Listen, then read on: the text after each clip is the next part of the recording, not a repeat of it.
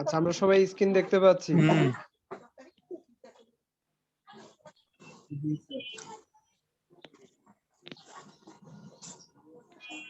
আমাদের তৃতীয় অধ্যায়ের টপিকস ওহমের সূত্রের ধারণা। আমরা গত পরীক্ষার আগ পর্যন্ত পড়েছি দ্বিতীয় অধ্যায় পর্যন্ত, এবং পরীক্ষা হয়েছে আমাদের দ্বিতীয় অধ্যায় পর্যন্ত। তো সেক্ষেত্রে আজকে আমরা তৃতীয় অধ্যায় শুরু করতে যাচ্ছি। তো আমাদের বিষয়ের নাম হচ্ছে ইলেকট্রিক্যাল ইঞ্জিনিয়ারিং ফান্ডামেন্টাল। তার তৃতীয় অধ্যায়ে আছে ওহমের সূত্রের ধারণা। তো ওহমের সূত্রের ধারণা থেকে আমরা আজকে কি কি শিখবো দেখো। ওহমের সূত্র সম্পর্কে শিখবো, এবং আমাদের যেহেতু ইলেকট্রিক্যাল সাবজেক্ট, ইলেকট্রিক্যালে বিদ্যুৎ প্রবাহ নিয়ে আলোচনা করা হয়, তো তার গুরুত্বপূর্ণ বিষয় হচ্ছে ভোল্টেজ, কারেন্ট এবং রেজিস্ট্যান্স। তো এই তিনটা সম্পর্কেও আমরা আজকে শিখতে পারবো এই ওহমের সূত্রের সাহায্যে। তো ওহমের সূত্র বলতে বোঝাচ্ছে যে ওহম উনি হচ্ছেন একজন বিজ্ঞানী ছিলেন, যার নাম হচ্ছে ডক্টর জর্জ সাইমন ওহম। হ্যাঁ, উনি 1826 খ্রিস্টাব্দে প্রথম হচ্ছে কারেন্ট, ভোল্টেজ এবং রেজিস্ট্যান্সের মধ্যে একটা সম্পর্ক নির্ণয় করেন, এবং সেই সূত্র অনুসারে, সম্পর্ক অনুসারে একটা সূত্র তৈরি হয়, যেটার নামকরণ করা হচ্ছে ওহমের সূত্র বা ওহমস ল। তাহলে উনি কি বলেছেন আমরা একটু দেখি। ওহমস লতে বলেছেন যে কোনো পরিবাহীর মধ্যে দিয়ে সুষম বা নির্দিষ্ট তাপমাত্রায় প্রবাহিত কারেন্ট তার দুই প্রান্তের বিভব পার্থক্যের সাথে সরাসরি সমানুপাতিক। আচ্ছা, দেখো 3.1 এর দিকে একটু খেয়াল করি আমরা। 3.1 এর ক নম্বরে দেয়া আছে ওহমের সূত্র: কোনো পরিবাহীর মধ্যে দিয়ে সুষম উষ্ণতায় পরিবাহিত কারেন্ট ওই পরিবাহীর দুই প্রান্তের বিভব পার্থক্যের সমানুপাতিক।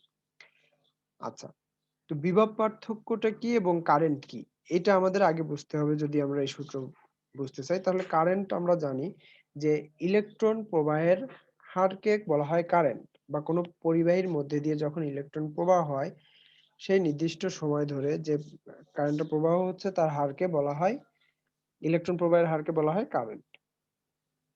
আরেকটা বিষয়, সেটা হচ্ছে দুই প্রান্তের বিভব বা ভোল্টেজ পার্থক্য। ভোল্টেজ আমরা কখন বলি?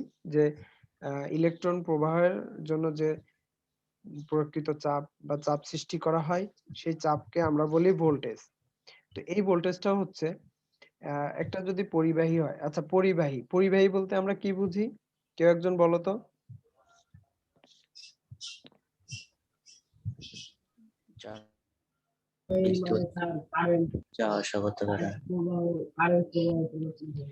যে সকল পদার্থের মধ্যে দিয়ে কারেন্ট, বিদ্যুৎ প্রবাহিত হতে পারে, তাই তো? জি স্যার। যেমন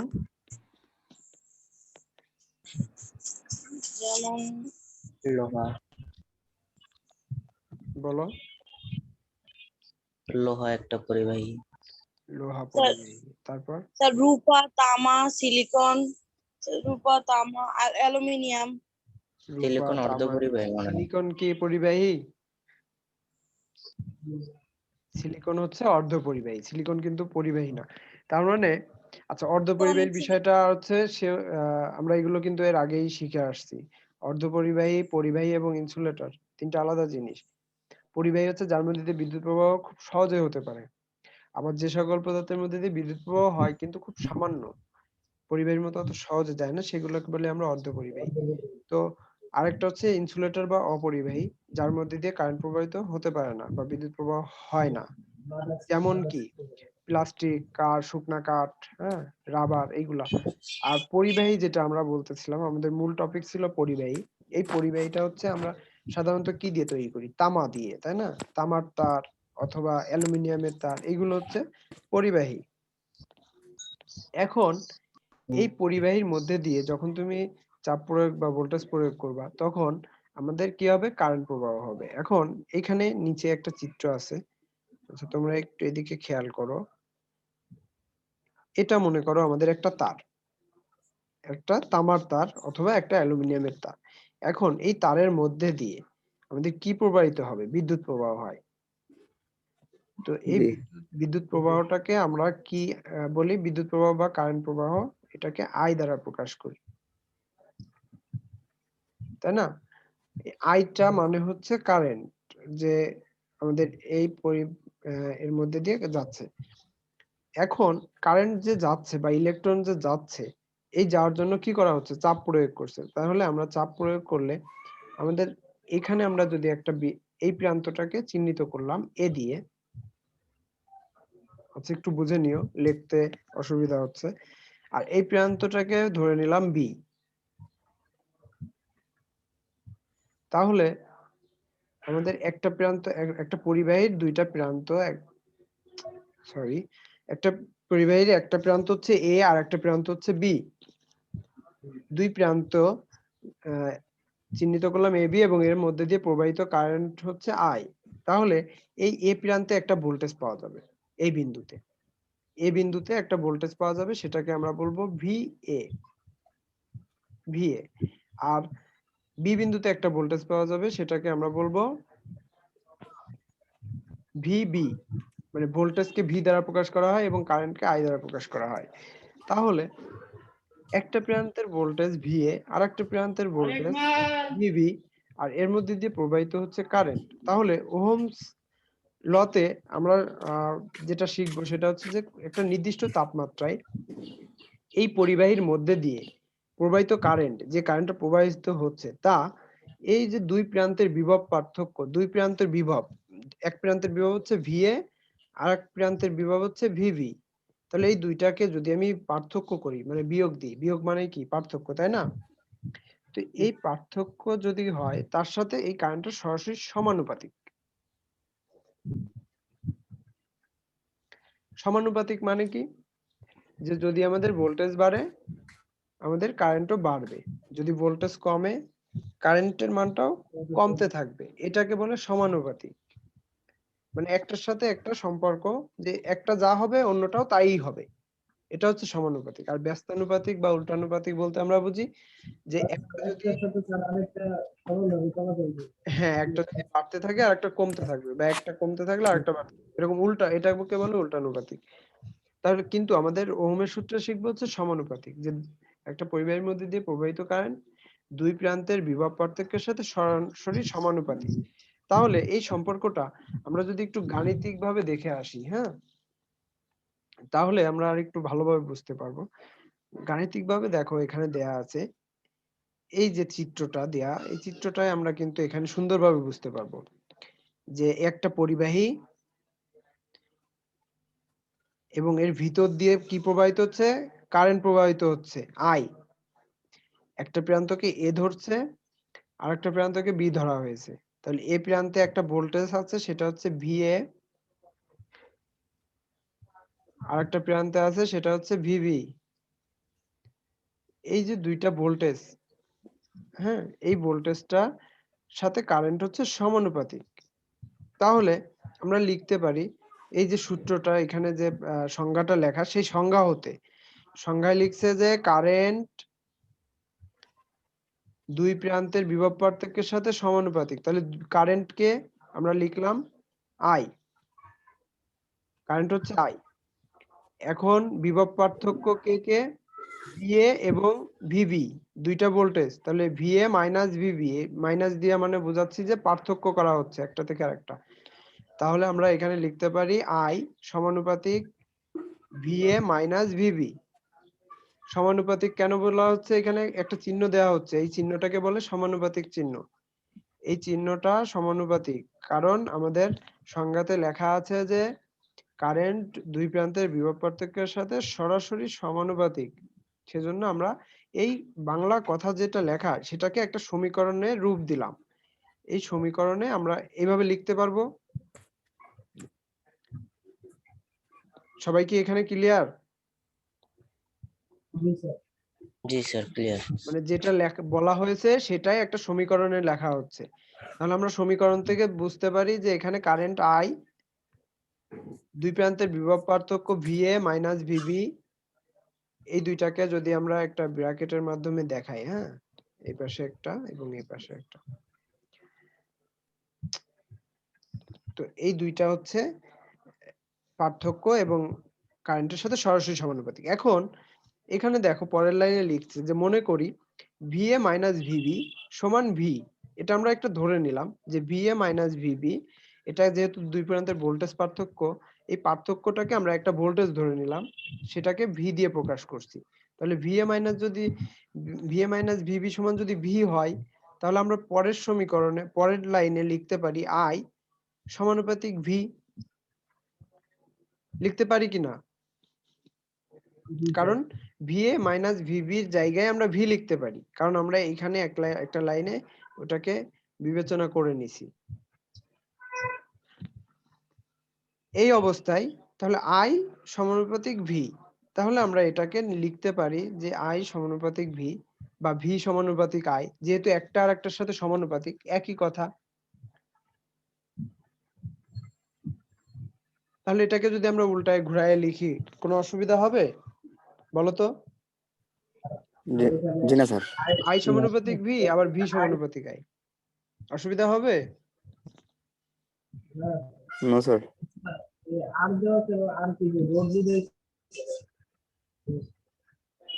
এখন দেখো পরের সমীকরণে এসে সমানুপাতিক চিহ্ন আমরা উঠাইয়ে দিলাম, সমানুপাতিক চিহ্ন উঠাইয়ে দিয়ে দিলাম কি সমান সমান। সমানুপাতিক আর সমান সমান কিন্তু আলাদা।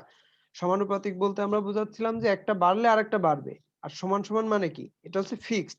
যদি বি এর মান 5 হয়, আই এর মানও 5ই হতে হবে, তাহলে সমান সমান।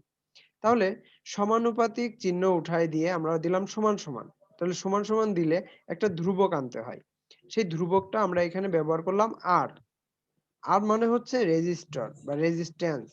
রেজিস্টর হচ্ছে যে ডিভাইস কারেন্ট প্রবাহের পথে বাধা দেয়, আর রেজিস্ট্যান্স হচ্ছে কারেন্ট প্রবাহের বাধার জন্য ওই রেজিস্ট্যান্সের যে ধর্মটা বা প্রক্রিয়াটা। তাহলে দেখো এই সমীকরণ থেকে তাহলে আমরা লিখতে পারি ভি সমানুপাতিক আই, সমানুপাতিক চিহ্ন দিয়ে ভি সমান সমান আই আর, কারণ সমানুপাতিক উঠে একটা ধ্রুবক আসলো, ধ্রুবকটা হচ্ছে আর, রোধ। এখানে আমরা যদি পরবর্তী এই লাইন থেকে ভি সমান সমান আই আর, এখান থেকে যদি এই লাইনটা লিখি, তাহলে আরটা আইটাকে যদি এই পাশে নিয়ে আসি, তাহলে সে এই পাশে এসে কি হবে, ভি এর নিচে চলে যাবে ভাগ আকারে, কারণ ওই পাশে ছিল কি গুণ আকারে, রোধের সাথে কারেন্টটা গুণ আকারে আছে, এই পাশে এসে ভি এর নিচে চলে গেল, তখন হয়ে গেল ভি ভাগ আই সমান সমান আর। তাহলে এইখান থেকে কিন্তু আমরা বিভিন্ন সমীকরণটাই বের করতে পারি। এই যে ভি সমান সমান আই আর, এখান থেকে ভি এর মান বের করতে পারি। আইটাকে যদি আলাদা করি, তাহলে আরটা এই পাশে চলে এসে কি হবে বলো? আমরা যদি এই সমীকরণে ভি সমান সমান আই আর, এখানে ভিটাকে রাখলাম, এই আরটাকে রাখলাম, আর সরি আইটাকে রাখলাম, আরটাকে আমি এই পাশে নিয়ে আসবো, তাহলে কি হবে এই পাশে যে জি ভাইয়া। স্যার ভাগ হবে স্যার। ভাগ হয়ে যাবে, তাহলে মানে ভির নিচে চলে যাবে। তাহলে দেখো আমাদের এই এখানে এরকম এই সমীকরণের মতো হবে না? জি স্যার। জি স্যার। জি আচ্ছা, ভাইয়া। তাহলে আমাদের দেখো এখানে একটা পাইলাম হচ্ছে ভি সমান সমান কি আই আর, জি স্যার। এখানে পাইলাম কি আর সমান সমান ভি বাই আই, আর জি এখানে স্যার। পাইলাম আই সমান সমান ভি ভাগ আর আর। তাহলে সবগুলো কি এই একটা সূত্র থেকে আসছে না? জি স্যার। আচ্ছা, এখন যদি এরকম আসে যে দুইটার মান দেয়া আছে, একটার মান বের করতে হবে, পারা যাবে না? জি স্যার। ওকে, তাহলে দেখো আমরা প্রথম থেকে আরেকবার একটু খেয়াল করি যে কোনো পরিবাহীর মধ্যে দিয়ে পরিবাহীর একটা নির্দিষ্ট তাপমাত্রায় কারেন্ট দুই প্রান্তের বিভব পার্থক্যের সাথে সরাসরি সমানুপাতিক। আচ্ছা, তাহলে আমরা সেই জন্য লিখলাম আই সমানুপাতিক VA minus VB. VA minus VB কে ভি ধরে নিলাম, তাহলে ওর জায়গায় ভি লিখলাম। এখন ভি সমান সমান সমানুপাতিক আই, এটাকে যদি আমরা সমান সমান উঠিয়ে দিই, তাহলে কি হবে, একটা ধ্রুবক আসবে, সেটাকে বলছি আমরা আর। এই সমীকরণ থেকে আমরা এখন আই বের করতে পারবো, ভি বের করতে পারবো এবং আর বের করতে পারবো। তাহলে এটাই হচ্ছে আমাদের ভোল্টেজ, কারেন্ট এবং রেজিস্ট্যান্সের মধ্যে সম্পর্ক।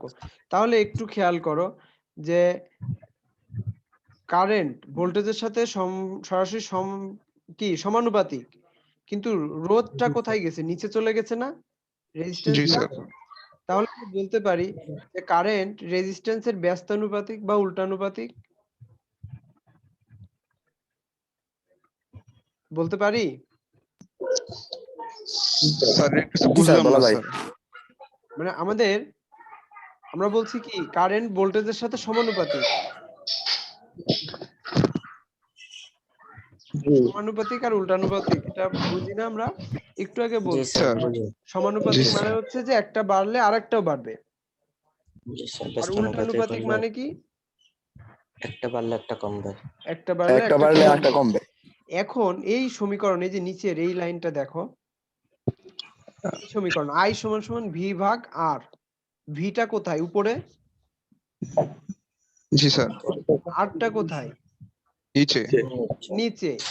তাহলে I সমান আমরা যদি এখান থেকে লিখি যে I সমান সমান দুইটাকে যদি আমরা আলাদা করি, হ্যাঁ,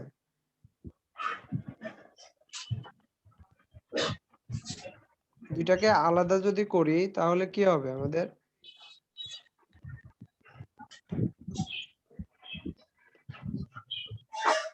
I সমান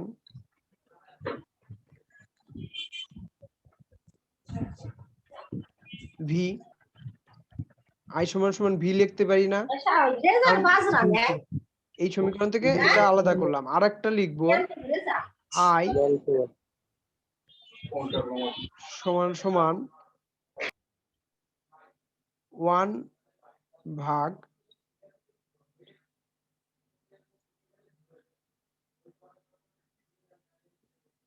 R। এই একটা থেকে এই দুইটাকে আলাদা করা যায় না? জি স্যার। একটা লিখলাম হচ্ছে, একটু আমার কথার সাথে বুঝে নাও, চিত্রটা ভালো হয়নি লেখাটা। I সমান সমান V, কারণ ভিটা ছিল উপরে, তাহলে ভির নিচে আর যদি না থাকে কি থাকবে? 1 থাকবে। তাহলে আমরা লিখতে পারি I সমান সমান V। আবার এই সমীকরণ থেকে আমরা ভিটাকে যদি সরিয়ে দিলাম এই সমীকরণে আগেরটাই, তাহলে পরেরটায় থাকবে কি? I সমান সমান V চলে গেল, তাহলে উপরে থাকলো 1, নিচেই থাকলো R, তাহলে 1/R। তাহলে 1/R মানে কি? জি স্যার। ভগ্নাংশ আকারে আছে, আর ভিটা কি আছে? ভগ্নাংশ আকারে নাই। তাহলে I সমানুপাতিক, এটা হচ্ছে এর সাথে সমানুপাতিক হবে। এখানে সমান সমান দেয়া, আরটা তো আসছে ধ্রুবক হিসেবে, তাহলে এটা হচ্ছে 1 ভাগ ভগ্নাংশ আকারে আছে, সেজন্য আমরা এটাকে বলতেছি উল্টানুপাতিক, যে নিচেই আছে। হ্যাঁ, তাহলে রোধটা হচ্ছে উল্টানুপাতিক আর ভোল্টেজটা হচ্ছে সমানুপাতিক। তো কারেন্ট যদি বাড়ে ভোল্টেজ বাড়বে, ভোল্টেজ বাড়লে কারেন্ট বাড়বে। আর যদি রেজিস্ট্যান্স কি হবে? কারেন্ট বাড়লে রেজিস্ট্যান্স কমে যাবে, বা রেজিস্ট্যান্স বাড়লে কারেন্ট কমে যাবে। আবার রেজিস্ট্যান্স কম হলে কারেন্ট বৃদ্ধি পাবে। সেজন্য আমরা বলতে পারি যে ভোল্টেজের সাথে সমানুপাতিক এবং রেজিস্ট্যান্সের সাথে উল্টানুপাতিক। বুঝতে পারছি এবার সবাই? জি স্যার। আচ্ছা, এখন জি স্যার। দেখো নিচে একটা লাইন লেখা আছে, ওহমের সূত্রটাই ক্লিয়ার ভাবে লিখছে এখন, যে কোনো পরিবাহীর ভেতর দিয়ে স্থির তাপমাত্রায় প্রবাহিত কারেন্ট ওই পরিবাহীর দুই প্রান্তের ভোল্টেজের সাথে সমানুপাতিক এবং রেজিস্ট্যান্সের উল্টানুপাতিক। আমরা যে সূত্রটা পড়ে আসলাম প্রথমে 1 নাম্বার ক নাম্বার, ওই সূত্রটাই এখানে লিখছে, শুধু একটা কথা অ্যাড করা হচ্ছে, সেটা হচ্ছে রেজিস্ট্যান্সের কি? উল্টানুপাতিক। কারণ রেজিস্ট্যান্সটা ভাগ আকারে আছে, নিচেই আছে, যার কারণে এটা উল্টানুপাতিক। তাহলে ওহমের সূত্র পরীক্ষায় আসলে আমরা পারবো লিখতে? যে জি ওহমের স্যার। সূত্রটি, ইনশাআল্লাহ স্যার, হ্যাঁ, পারবো। ওহমের সূত্রটি লেখো এবং ব্যাখ্যা করো। এই প্রশ্নটা এরকম যদি না বলে, যে ওহমের সূত্র না লিখে বললো যে কারেন্ট, ভোল্টেজ এবং রেজিস্ট্যান্সের মধ্যে সম্পর্ক দেখাও বা সম্পর্ক ব্যাখ্যা করো, তাহলে তুমি কোনটার উত্তর দিবা? স্যার ওহমেরটাই। এইটাই, স্যার ওমের দিছে স্যার। ওহমেরটাই। সেম। জি স্যার। ওহমেরটাই, কারণ এইটাই হচ্ছে কারেন্ট, ভোল্টেজ এবং রেজিস্ট্যান্সের সম্পর্ক। আবার এটাই হচ্ছে ওহমের সূত্রের ব্যাখ্যা। ঠিক আছে? তাহলে যে জি কোনো স্যার। নামেই আসুক না কেন, প্রশ্ন যেভাবে আসুক না কেন, আমরা পারবো। এই চিত্রটা আঁকবা। চিত্রটা হচ্ছে একটা পরিবাহী, তার মধ্যে দিয়ে কারেন্ট যাচ্ছে, দুইটা প্রান্ত এ আর বি দিয়ে চিহ্নিত করছে। এ প্রান্তে ভোল্টেজ হচ্ছে ভিএ, বি প্রান্তের ভোল্টেজ হচ্ছে ভিবি, আর এর মধ্যে যে বাধা, সেই বাধাটা হচ্ছে আর রোধ। এখানে একটা ইম্পর্টেন্ট প্রশ্ন আছে, সেটা হচ্ছে ওহমের সূত্রের সীমাবদ্ধতা। এই যে ওহমের সূত্রটা আমরা পড়লাম, ব্যাখ্যা করলাম, এটা কিন্তু একটা সীমাবদ্ধতা আছে। এটা তুমি ইচ্ছা করলে সব জায়গায় প্রয়োগ করতে পারবে না। তাহলে কোথায় কোথায় প্রয়োগ করা যাবে, কোথায় কোথায় প্রয়োগ করা যাবে না, সেগুলো আমাদের জানতে হবে। এটাও খুব ইম্পর্টেন্ট একটা প্রশ্ন। তাহলে দেখো কি বলছে 1 নম্বরে, যে ওহমের সূত্রের সীমাবদ্ধতা কোথায়। 1 নাম্বার, তাপমাত্রা পরিবর্তনে ওহমের সূত্র প্রযোজ্য নয়। আমরা ওহমের সূত্র থেকে শিখেছি যে তাপমাত্রা কি হবে, স্থির থাকবে, স্থির তাপমাত্রায়। যদি তাপমাত্রা পরিবর্তন হয় তাহলে এই ওহমের সূত্র তখন আর কাজ করবে না। তাহলে এটা একটা সীমাবদ্ধতা। এরপর এসিতে ব্যবহার করা যায় না। আমাদের বিদ্যুৎ, আমরা চলমান বিদ্যুৎ পড়েছিলাম 2 প্রকার, একটা হচ্ছে এসি অল্টারনেটিং কারেন্ট, আর একটা পড়েছিলাম ডিসি ডিরেক্ট কারেন্ট। তো এসি এবং ডিসি সবসময় স্থির থাকবে? হ্যাঁ, তাপমাত্রা শুধু স্থির থাকলে ওহমের সূত্র প্রযোজ্য না? প্রয়োগ করতে পারবো। হ্যাঁ, তাপমাত্রা পরিবর্তন হলে আমরা প্রয়োগ করতে পারবো না। এরপরে আছে কি, এসিতে ব্যবহার করা যাবে না, ডিসিতে ব্যবহার করতে হবে। তারপর জটিল নেটওয়ার্ক, এই সূত্রে ব্যবহার করা যাবে না। মানে আমাদের সার্কিটটা যদি অনেক জটিল হয় বা বড় হয়, কঠিন হয়, সেক্ষেত্রে আমরা এই সূত্র আর প্রয়োগ করতে পারবো না। তারপর বলছে যে সকল যন্ত্রসমূহের আউটপুট সরল রৈখিক নয়, তাদের মধ্যে এই সূত্র প্রয়োগ করা যাবে না। যেমন ডায়োড, ফেড, ট্রানজিস্টর। মানে আমাদের কিছু ইলেকট্রনিক্স ডিভাইস আছে যেগুলোর মধ্যে একটু ক্যালকুলেশন জটিলতা হয়, সহজ সরল না, হ্যাঁ, সেগুলোর মধ্যে এগুলো আমরা প্রয়োগ করতে পারবো না। তারপর বলছে পরিবাহী রোধের পরিবর্তনে এই সূত্র প্রযোজ্য নয়। আমাদের যে রেজিস্ট্যান্স নিয়ে আমরা আলোচনা করলাম, রোধ, এই রোধ যদি পরিবর্তনশীল হয় তাহলে আমরা এই ওহমের সূত্র ব্যবহার করতে পারবো না। তাহলে দেখো কিসে কোথায় ব্যবহার করতে পারবো, ব্যবহার করতে পারবো হচ্ছে ডিসি সার্কিটের সমাধান করতে। ডিসি সার্কিট মানে ডিসি ডাইরেক্ট কারেন্ট নিয়ে যেখানে আলোচনা করা হবে সেখানে আমরা করতে পারবো, এই ওহমের সূত্র ব্যবহার করতে পারবো। আর যে কোনো সরল বর্তনীতে কারেন্ট হিসাব করতে পারবো। মানে যদি সার্কিটটা আমাদের সহজ হয়, ছোট হয়, সেক্ষেত্রে আমরা এই ওহমের সূত্রটা ব্যবহার করতে পারবো। তাহলে আমাদের এইটা ইম্পর্টেন্ট, ওহমের সূত্র সীমাবদ্ধতা। সবাই এটা সেশনাল খাতায় লিখে ফেলবা, তারপর ওহমের সূত্রটা লিখবা আর এই ওহমের সূত্রের ব্যাখ্যাটা লিখবা।